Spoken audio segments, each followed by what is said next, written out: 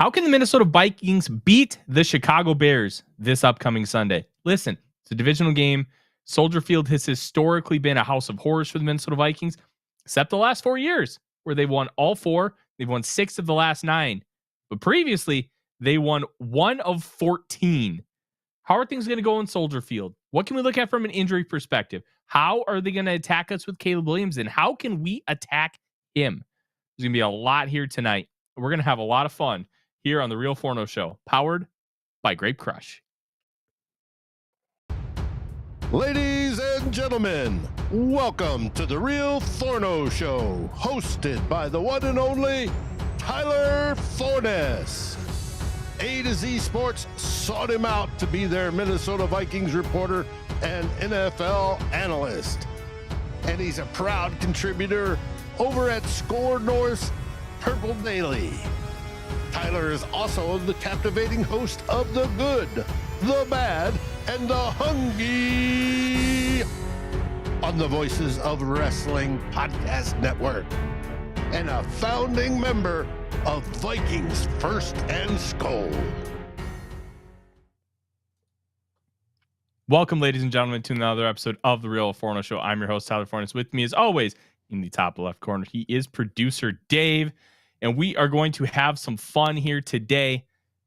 I'm really excited because this team is, well, let's just put it this way, for lack of a better term, they are interesting. And Dave, when the Vikings are interesting, as I kind of maneuver with my setup to get us even more ready to rock and roll, when this team is interesting, things are better. And I like better. I like interesting. Mm-hmm. I like all those things. They're fun. They are fun. They are. And as you can tell, we have a new addition to the background. The addition is fun. The addition is cool. It is a custom street sign. Shout out my dad. He retired. It's almost been a month. He retired at the end of October, and he worked for the city of Plymouth, and he was the sign guy. So I can't remember if it's federal or Minnesota regulations where signs now can't be 6 inches wide. They got to be 9 inches wide. So he took a couple of the old signs and repurposed them for the wife and I got this one. So it's pretty sick. I'm really excited about the new addition, and there's only just a tiny bit of glare, which we're going to work on trying to get rid of completely, but you can still see it, and that's honestly what matters. It's cool that your dad did that, cared enough. Yeah, that's my dad for you. Let me get this. And listen, we're going to have some fun tonight. We're not actually sponsored by Grape Crush, but I'm drinking a Grape Crush because my wife bought me one, and I like grape flavored things. I like grape flavored things a lot.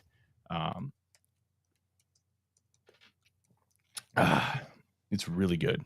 Mm-hmm. Yeah, so we're going to have a really fun conversation here tonight. Vikings play the Bears, Dave. Let's kind of start here because you just recorded the NFC North show a couple hours ago, correct? I did. What's kind of the vibe in Chicago right now? How are they feeling? It's been a little bit of a tumultuous few weeks for them. They've lost their last 4. 2 of those could have easily been wins. They could easily be 6-4. All it took was 2 plays at the very end of the game. Stop a Hail Mary and, well, make a field goal. That's it. And Chris, I will come up to Fargo and I will beat your butt. No, mint is gross. Mint is gross. Don't do that. What's wrong with mint? Mint is an abomination. It's disgusting. Oh, bite your tongue. No, the smell of mint makes me literally gag. It's awful. I hate it. I didn't know you didn't know this about me. No, I've been I've tweeted about it. I've talked about it a lot. I hate mint. Chris knows really well because we lived together for a year. When I still lived in Fargo back in like 2016. Yeah, it was good times back then. Very good times. But yeah, it's so a mint julep would.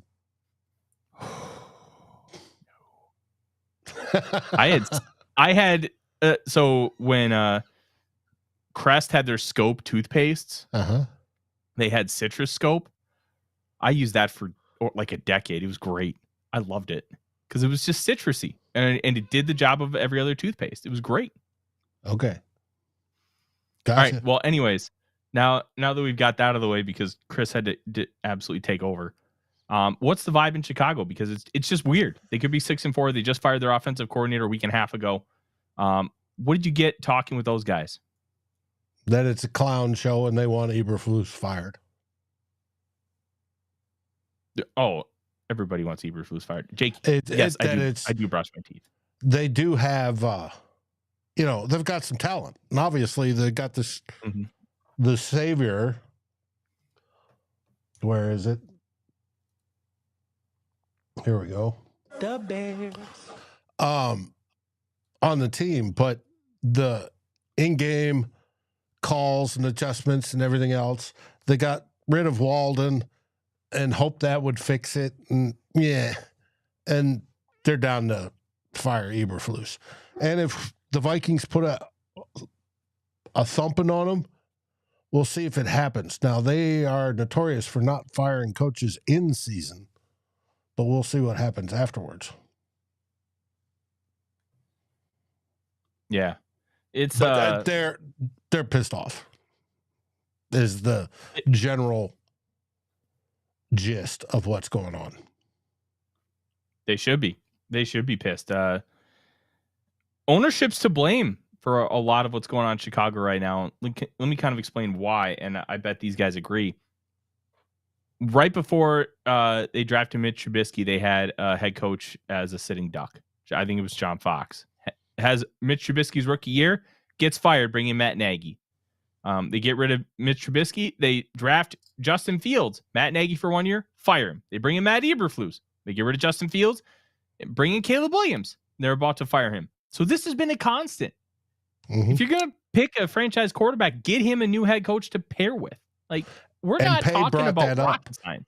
That every quarterback they brought in with a lame head coach, lame duck head coach. And he says it doesn't work. It sucks, man. It sucks. It's honestly ridiculous. But this is the organization the Bears are. They are not a forward-thinking group. And it starts from ownership. Ownership, I'm blaming for these problems. I'm not blaming the players. I'm not blaming the coaching staff. I'm not even blaming the front office. This is all ownership. Ownership has enabled this. Ownership has continued to let this perpetuate, not learn from their mistakes. Look, okay, it happened with Mitch Trubisky, sure. Okay, well, it happened again with Justin Fields. I can kind of see why you wanted to keep Matt Nagy. Probably would have got rid of him or not taken a quarterback. But okay, second time, you'll get like a half pass because, all right, things happen. Now it's happening a third time. What are you doing? Why are you stupid? Why do you keep doing this? It's baffling. Obviously, the Vikings have a much different history with head coaches. They've had, I think Kevin O'Connell is the 11th full-time head coach in team history. And they've had 12 head coaches, period, because Mike Prefer had the one game as a head coach in 2016, I believe it was, when Mike Zimmer was dealing with the eye surgery. I don't think they fired Leslie Frazier during the season. And when they fired Brad Childress, Leslie Frazier took over and he just kept the job. Mike Tice, they fired on his way to the locker room. Like, they normally don't fire people during the season. It's normally after the season. So you're looking at an organization like the Vikings, and we have some stability. Yeah, they've had to make changes. Yeah, they've overhauled things, but they do it in a proper way and at the proper time. They don't hold on to guys too long. Now, you could argue maybe they held on to Mike Zimmer too long because the rumor was they were going to fire him and give the job to Stefanski after 2019. But it was Mike Zimmer's genius that won the playoff game against the New Orleans Saints, which I think they were 11-point underdogs or something like that. So, okay. You get to keep your job. That's fine. Whatever. But they've never had a situation like this. In fact, you could argue that they were too quick to pull the trigger. Mike Tice probably didn't deserve to be fired after that 2005 season, considering how the 2005 season went. Randy Moss got himself out of town. And then you had the injury to Dante Culpepper, and then Brad Johnson went 8-2 or some bonkers number like that, and they nearly made the playoffs. This organization has been historically really good with head coaches, but if they see that it's going wrong, they'll pull the plug. I mean, they did with Les Steckel. They did with Jerry Burns. I thought they were way too quick on the trigger with Dennis Green, but that was a long time coming considering everything that happened with that 1997 season and the book. But that was also a different ownership group. So that instance was different. But the way the Bears have handled everything is just asinine and absurd. You can't keep doing that. You have to get on the straight and narrow. You have to figure out your path. And the fact that they're not doing it is, Dave, it's baffling. It is. Pay said they basically have no culture to speak of. And he's blaming everybody. And he runs the Disgruntled Chicago Sports Fans channel. And they are disgruntled or disappointed or whatever it is. And it's a shame. Now, people say playing at Soldier Field is tough. Mm-hmm. Well, traditionally it has been tough, but in the last 10 games, who's come out on top? Vikings. Vikings have been really good in Soldier Field lately. I don't know what it is. Soldier Field is not for every team. It's long grass. It slows fast teams down. And it's like they call it the Windy City, and Dalton's kind of talking about it. I disagree with him. It is because it's windy in Chicago. You get a lot of the lake effect stuff. And Soldier Field is right on Lake Michigan. So you have all these elements, and Chicago fans are a rabid bunch, man. They've dealt with some stuff. They've dealt with a lot of frustration. And this is a historic franchise. They've been around since either 1920 or 1921. George Halas is one of the founders of the National Football League. He's America has the founding fathers where it's George Washington, Thomas Jefferson, John Adams. That's George Halas. He is one of them. This is a franchise absolutely rooted in the depths of history. This is a great organization.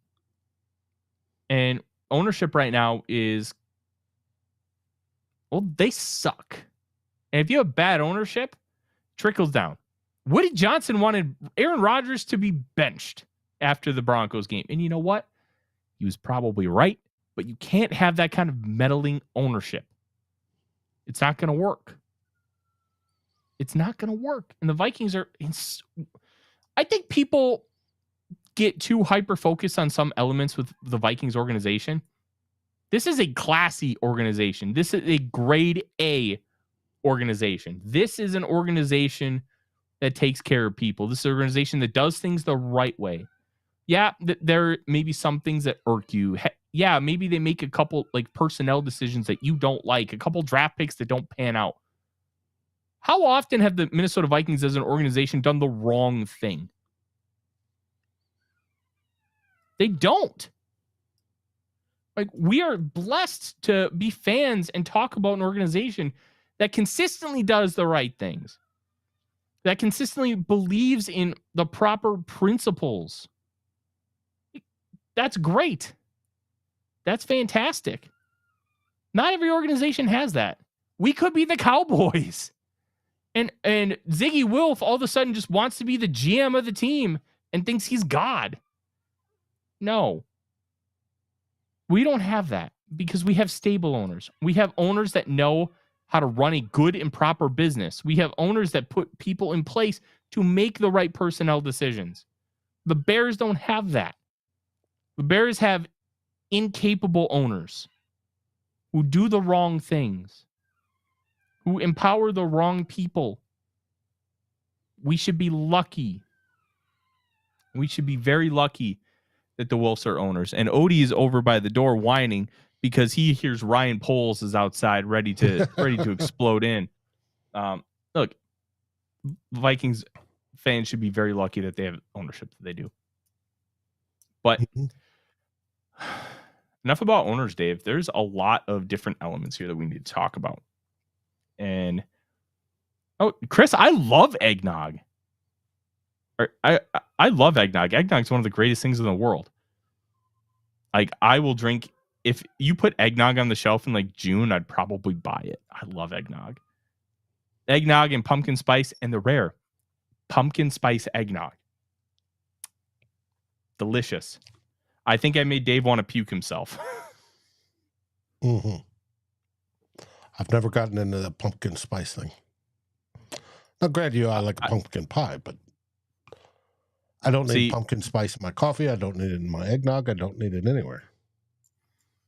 When I was a kid, like in my family, we've always had, it's called pumpkin chiffon pudding. Google it. You'll be able to find the recipe. And man, let me tell you, pumpkin chiffon pudding is like the greatest thing of all time. Imagine, Dave, taking pumpkin pie, adding gelatin, and whipping it into a meringue, where it's like a fluffy pillow and you get to eat it, and it's just the greatest thing of all time. Cannot recommend enough.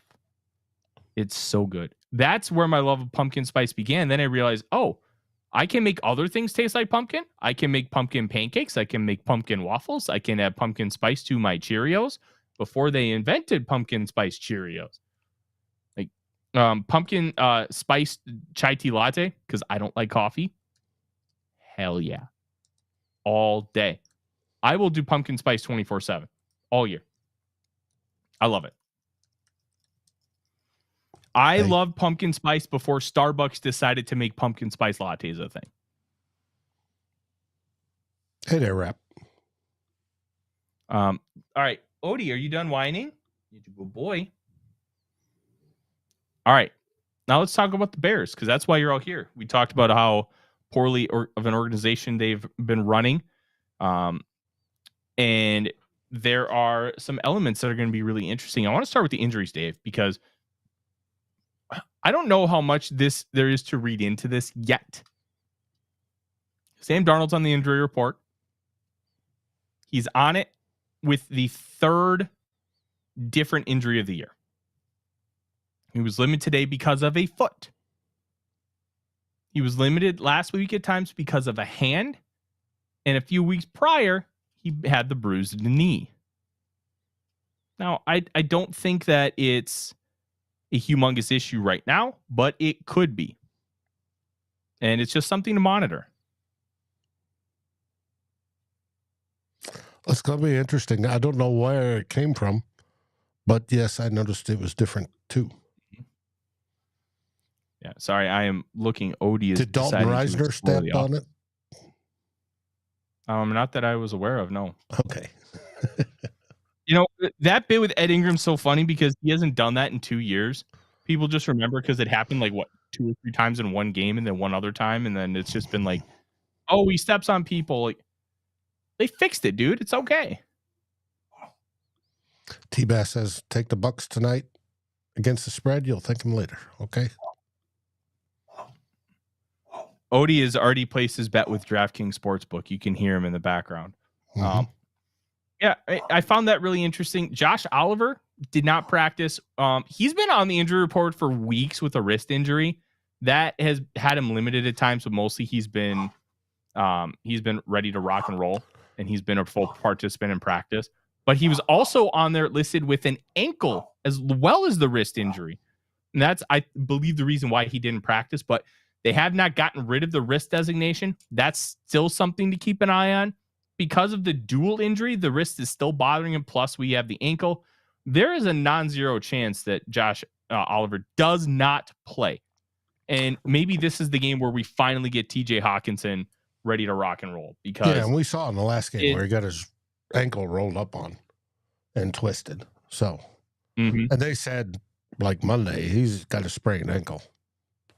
Hopefully it's lower versus upper, which I think it was. But I think they did declare that it was. I really do. It looked that way. It didn't look like an upper. But hey, we've got Nick Muse. Yeah, Nick Muse was activated from, he had his practice window opened with a return from injured reserve coming. So that's objectively a great thing. Dave, I think that's a really good thing. I'm going to have to take a pause here for a second. Odie is wreaking havoc in my office. I'll be back in just a moment. All right. No, but we're stacked at tight end. With Nick Muse being able to come back, Josh Oliver hopefully will be back because Josh Oliver's been important this year.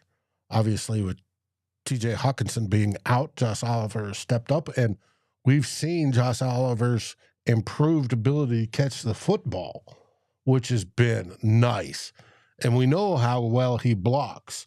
So he's an important part. It is what it is. T-Bass says it's football. Oliver will play. Probably. Also, what's our favorite Bears memory? For me, it's a nightmare. It's always watching Kluey punt to Devin Hester when he's told not to. That drove me crazy. But Delta says, okay, seriously, Tyler, I heard the Bears have the best red zone defense in the NFL, and the Vikings are average, less than 1 yards per carry from the 5 goal to go. Please speak on this. That's a good question there, Dalton. I don't know.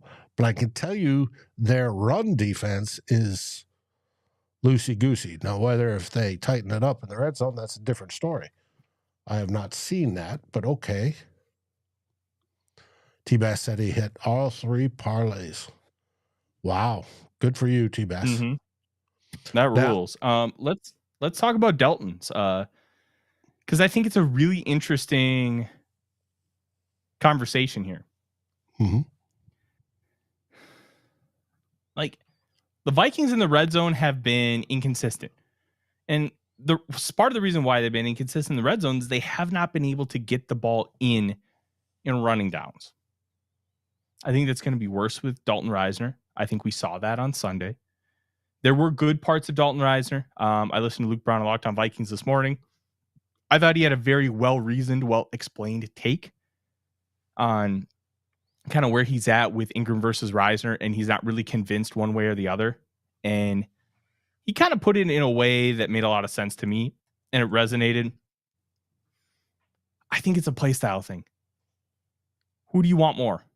I'm willing to live with some of the losses with Ingram because of how good he is as a run blocker and how violent he can be. And he's going to lose every now and then. It's going to be rough.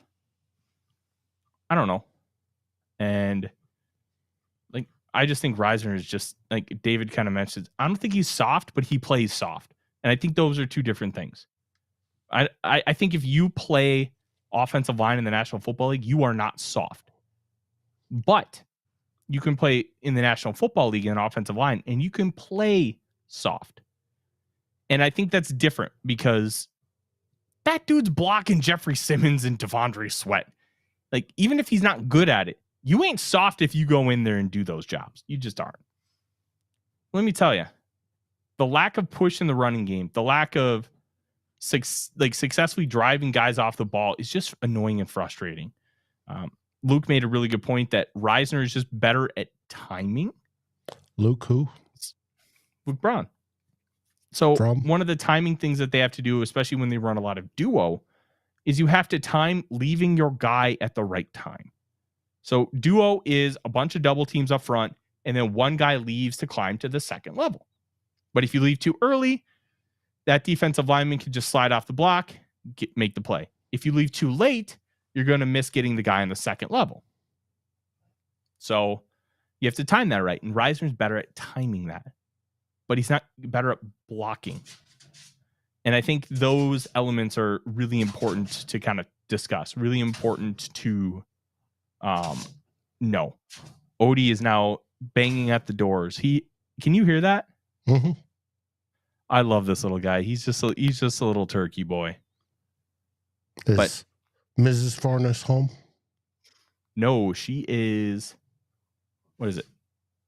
She's doing like the sound bath thing where it's like you like I think it's like you lie in like a bath in like a soundproof room, so it's like kind of shuts down all your senses and you get to really relax. One of those kind of gimmicks. Like one of those things. Like I think it's kind of cool, but not for me. I'd rather just kick back on the couch, have a beer, and watch a game. Gotcha. But we all relax in different ways, and I think how you relax and being able to do that within reason, I think, is really important. Now I don't remember what we were talking about. Oh, the Reisner thing. Yeah. Locked On Vikings. Yeah. And I think how he ended up talking about that was really important. Odie. Yeah, I know. That's my dresser. It was. He talked about two different styles of playing O-line and how both Dalton and Ingram are examples of those two different styles. Mm-hmm. Yeah. And I think that really manifests itself down on the goal line. And as Dalton mentions, the Vikings aren't necessarily great at the goal line, and you sure that the Bears are. I don't have that stat in front of me, but it wouldn't shock me if the Bears are good on the goal line, especially because of how good their coverage is. And it's a lot easier to play run defense on the goal line when you have a much more condensed area. And like your linebackers, they have to drop back into coverage. They're not dropping back very far. So they can kind of cheat a little bit forward and make it harder for you to run the football. So right. And kind of defensive line is usually lower and more condensed, and it's what it is on the goal line. Yeah.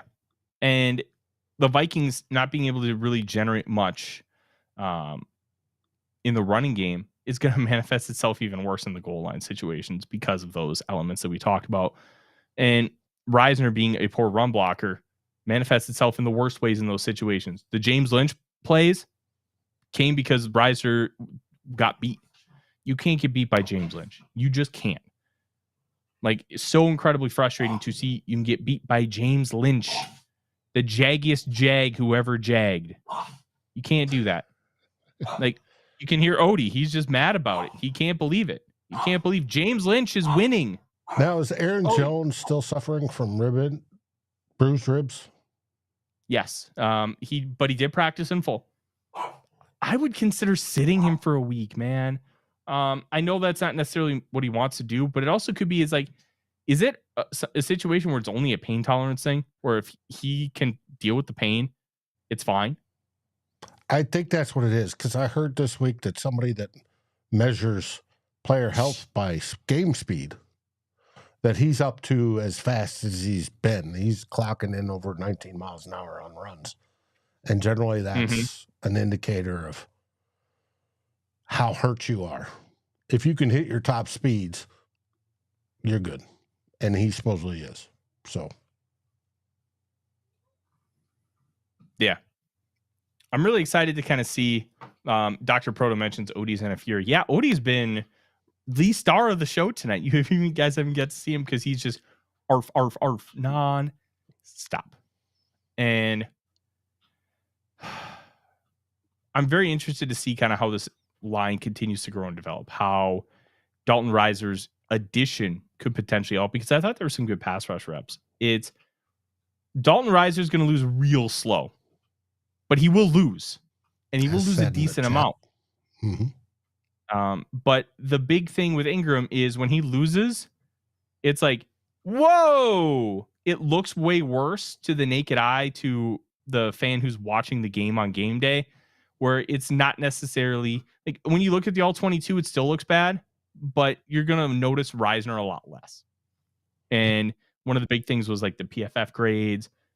Well, you can't even go to the PFF grades because Reisner's were a little bit worse. Yeah.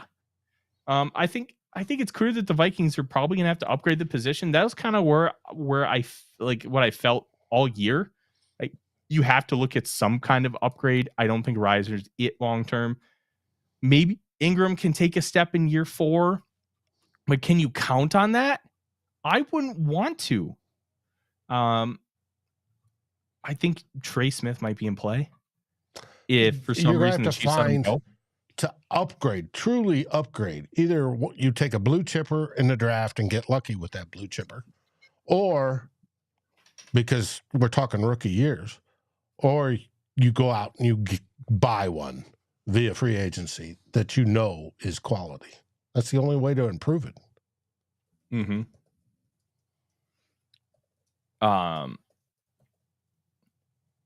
Yeah, and there aren't that many available. No. And when they are available, guess what? You're paying him $20+ million. So if you want Trey Smith, it's probably 22-23 million. Which, look, let's be real. Maybe that's worth the investment with JJ McCarthy. I think the idea of Kwesi Ofemensah kind of moneyballing the interior of the offensive line has a lot of benefits, but it has warts.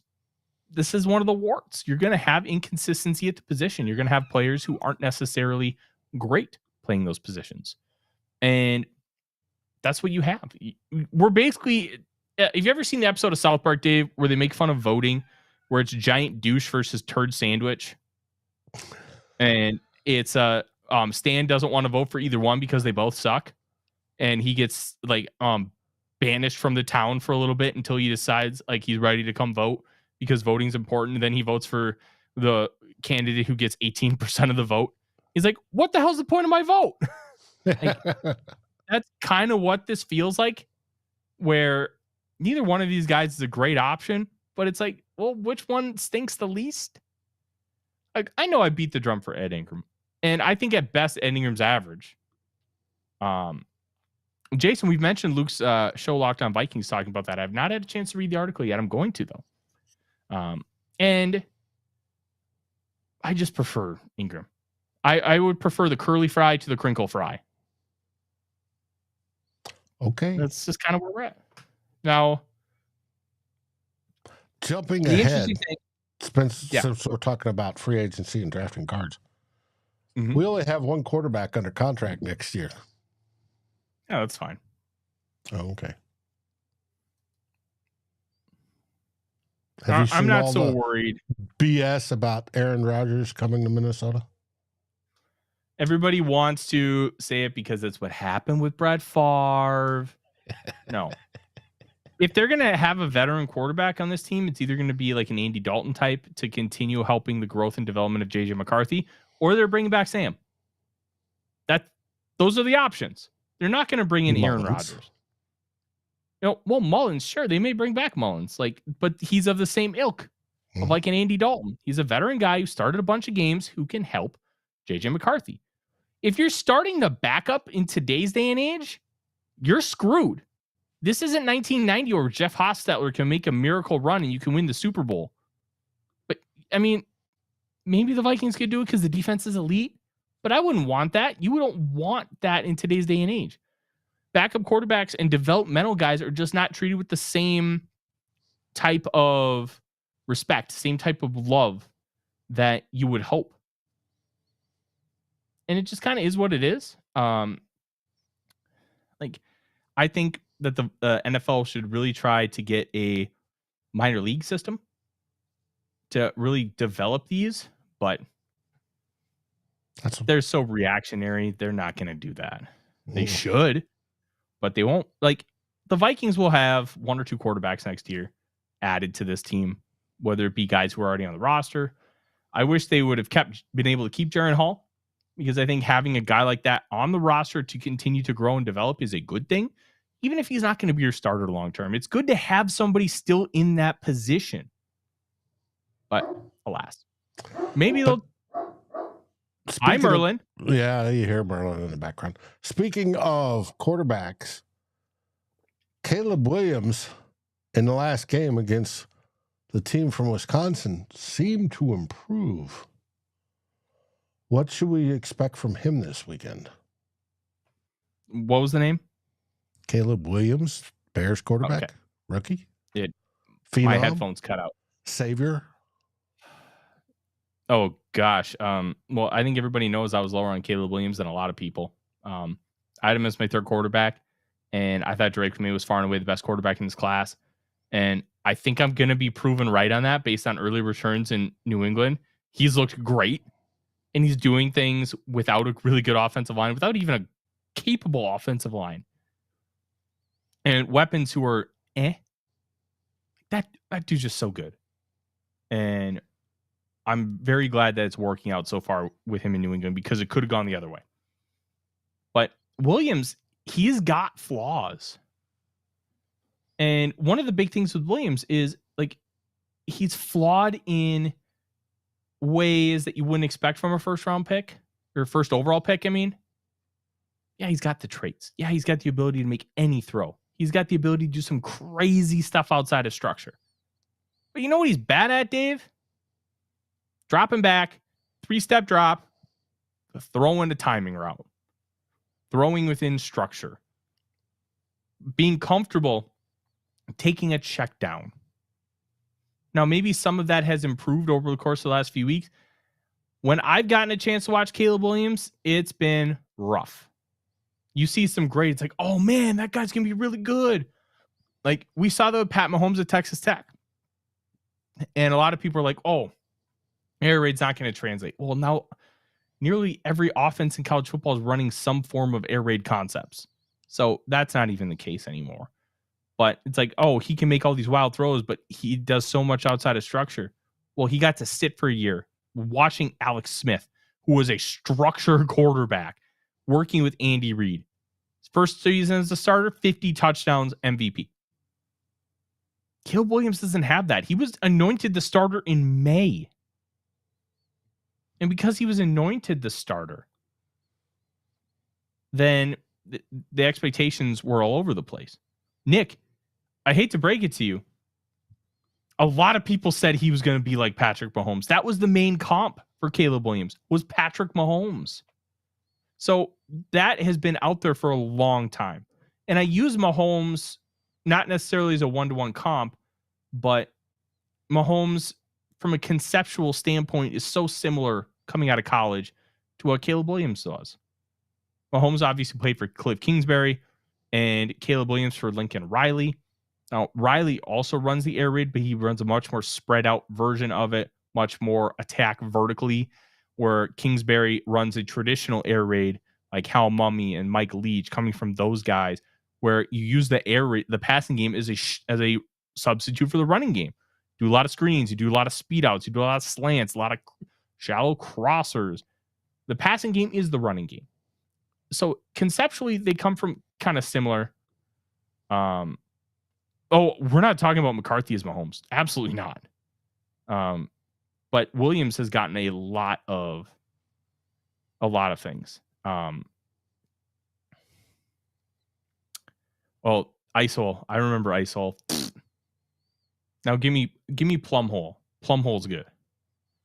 Dave, have you ever heard of ISOL? No. I don't remember you know it from when I was up in Grand Forks. It's a brand of schnapps that's made up here. They've got plum, butterscotch, root beer. The original is mint. I think they have one or two more. All the Elks. Speaking of plums, yeah, I do remember the plums grown in North Dakota. The northern plum. It's a different type of plum. It was outstanding. Oh, I used to drink a lot of Plumhole. That was really good stuff. But anyways, enough talking about booze in North Dakota. This show is off the rails. We're having fun tonight, guys. Thank you guys so much for joining. If you are new, thank you very much. Make sure you like, comment, subscribe, ring the bell for those notifications for when we do go live. You don't want to miss it. If you're a podcast, download, subscribe. We appreciate all of you. Thank you very much. Well, getting back on the rails, we've just talked about Caleb Williams. How do you think he's going to perform against Brian Flores? Oh, man. I think Flores is going to kill him. I think it's going to be bad because he's going to put him in situations where he's going to want to run around and do all this kind of crazy stuff. And then these blitzers are just going to be ready for it. And they're going to collapse and they're going to make him look bad.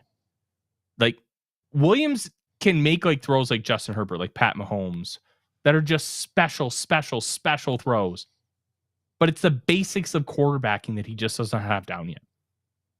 And if he ever does get the basics of quarterbacking down, it's part of the discussion we're having with Anthony Richardson right now, right? Anthony Richardson doesn't have a lot of the basics of quarterbacking down because he misses all these short and intermediate throws. But good Lord, there isn't a better deep ball thrower in the league right now than Anthony Richardson. If you ask him to hit a 10-yard slant or a 50-yard post, that post is going to be more accurate, which is the inverse of what we've ever seen with quarterbacks. No quarterback has ever been like that. Caleb Williams is kind of similar, where he just doesn't do some of the basic stuff. He can. He's capable. He's shown it. But it's almost like his brain is programmed in such a way where he wants to, every play should be on SportsCenter's top 10. I think it's kind of a manifestation of this new generation, where the new generation, it's like TikTok, it's all about sensationalism. It's all about clickbaity headlines. It's less about serious content. And I think that's kind of a manifestation with how Williams plays quarterback. If that makes sense, he has the ability to like do everything that you want. He just doesn't. And until he gets there, it's going to be a struggle for the Bears consistently. Now, he's not getting much help from his offense either. The offensive line needs a ton of work. You could argue that none of these guys on the offensive line should be starters long-term for this team. Darnell Wright, who was a first-round pick, I didn't think he was very good. I don't think he should play tackle. I think he should move inside the guard. Braxton Jones, they believe in. He's a fifth-round pick. I think you're getting a lot from a fifth-round pick, but I also think he's a fifth-round pick for a reason. The interior of that offensive line, not very good. They are going to need to completely overhaul this offensive line. And while I loved the pick of Rome Odunze, maybe it should have been Olu Fashanu. Maybe they should have taken the offensive lineman instead. I don't know. Maybe that's just me. But at the end of the day, Williams is going to be the reason why this team wins and loses. And I think that he's in for a tough one, man. I really do. I think this could be brutal for Caleb Williams. I think this could be brutal for the Chicago Bears. And I think Florida is going to eat their lunch and spit it out in front of them. It's going to be bad. Now, the one thing I will say, I think their defense is going to keep them in it. I'm really impressed with their defense. They're great. They have a much higher success rate, or much higher EPA per play. They're second in league in EPA per play allowed, but they're like 11th in success rate, meaning they'll let you take the shallow stuff underneath. They're not giving up the big play. They're not giving up the yards after the catch. So you're going to have to meticulously drive down the field to beat these guys. This defense could keep them in the game, but do you trust the offense? I'm not there. I was asked today to predict the win, or to predict the game, and I said we win by 2 scores. I think that's possible. But if it's like 2 scores, I think it's like 10, not 16, if that makes sense. Right. I think like a 24-14 game kind of sounds about right. But I also like 23-13, maybe like a repeat of last week's score, because I think this defense is going to hold these guys. This defense has been really good in the red zone, and I think they may force some field goals. I don't know. It's also Soldier Field, and it's a house of horrors, and the turf and the weather conditions are like real factors here. This isn't like lip service bullshit. Yeah, but the weather isn't going to be much of a factor this year. Like I said, it's upper 40s, feels like lower 40s, winds out of the south at 11 miles an hour. Hey, 11 miles an hour winds could end up playing a factor. I mean, we kind of opined about it on Monday. Well, and let's hope not that that's the case. But I don't. That's a slight breeze. And if they, I just don't see it. Now, granted, their defense is good. And they've got one good DB, I forgot who it was, that's probably going to be stuck on Justin Jefferson. But I still see JJ beating everybody, and then we got Addison more into it, and TJ Hawkinson will probably get more balls this week, and Aaron Jones hopefully will run, and whoever Ty Chandler or Cam Akers, they can be run on. And if you can run on them, you run, and then that opens the pass and the doink. I hope it's not a nightmare for the Vikings fans. I hope we sit there and similar to like the Texans game, we go from there. Yeah. This is going to be a fun game to watch. Make sure that you kind of keep tuned in because I'm going to have a lot more stuff from on A to Z Sports kind of talking about this. Might even have another Saturday show like we've had the last few weeks, kind of just opining about sports, opining about the Minnesota Vikings. And yeah, if I decide to just get bored on a Friday, I'll probably record something and we'll have a little bit of fun. That's going to be our show tonight. A little bit of a roundabout way to preview the Bears game. We had a lot of discussion about Mint, Plumhole, some Odie and Merlin barking, and talk about Dalton Risner and Ed Ingram, because that is why everybody comes to listen to us. We greatly appreciate you. It is Give to the Max week. Please support your local rescue. And if you want to honor our rescues here in my house, Eclair and Cheddar, please consider giving to Underdog Rescue. They save them, and we'd be very appreciative if you would donate to them in their honor. We are going to be back next Monday talking about this game. We're going to be talking, then starting to preview a game against the Arizona Cardinals. Vikings don't play on Thanksgiving Day or Black Friday.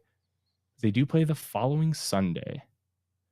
And we are going to be talking all about it. We will have a Scolders and Spice either Thursday or Friday this week.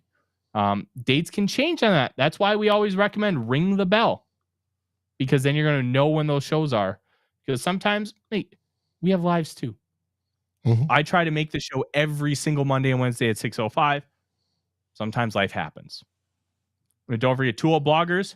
And that's a show that can vary in time because Darren just decides to show up. Like, you know how it is with Darren. But yeah, life happens with all us too. Ring the bell, and it's going to make a big difference for you catching these shows live. And then, of course, post-game show live at the 2-minute warning. We're the only show that does that. We're going to be first watching the end of the game with you. And then the second that game's over, post-game begins. You're not going to want to miss any of it. Like, comment, subscribe on either there or the podcast feed. We would appreciate a 5-star review. Comment why you think Mint is an abomination. I would love to hear it. From Dave, I'm Tyler. SKOL Vikings, baby. I'm even drinking purple today. SKOL Vikings. Like, subscribe, and ring the bell to get notifications. It helps us grow this community that we all love, our Minnesota Vikings. And on behalf of Tyler Forness and myself, Dave Stefano, thank you so dearly for watching the Real Forno Show. SKOL, everyone!